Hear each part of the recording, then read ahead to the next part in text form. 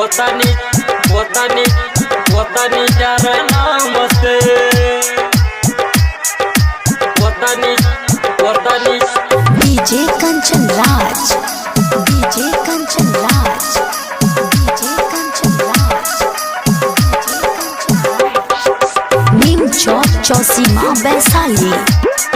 Recording by Dhamaal music. गोतनी जरै छा सैया तोरा हमरा नाम से, गोतनी जरै छा सैया तोरा हमरा नाम से। अपने खाता पर पैसा भेजियो गांधी धाम से, अपने खाता पर पैसा भेजियो गांधी धाम से। गोतनी जरै छा सैया तोरा हमरा नाम से। Music director Kanchan Raj, Neem Chowk Chausima Vaishali. Recording by Dhamaal music. कोनो सतिनिया के रही हो ने बात में, ड्यूटी करे छो सैया रोजे रोजे रात में, रोजे रात में, रोजे रोजे। हाँ हाँ हाँ कोनो सतिनिया के रही हो ने बात में, ड्यूटी करे छो सैया रोजे रोजे रात में। लड़ी हो ने के करो से रही हो आराम से, लड़ी हो ने के करो से रही हो आराम से।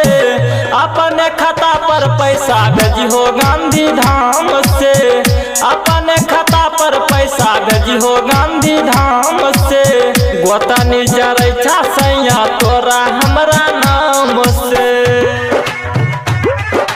Music director Kanchan Raj, Neem Chowk Chausima Vaishali. Recording by Dhamaal music.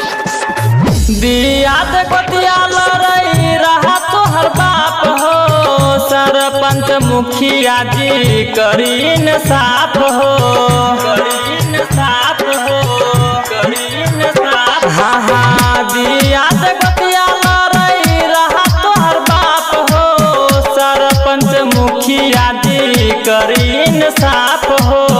Munilal प्यारे दीपक जई है अपना गाँव से, आजाद लक्षण जई है अपना गाँव से। अपने खाता पर पैसा भेजी हो गांधी धाम से, अपने खाता पर पैसा भेजी हो गांधी धाम से, अपने खाता पर पैसा भेजी हो गांधी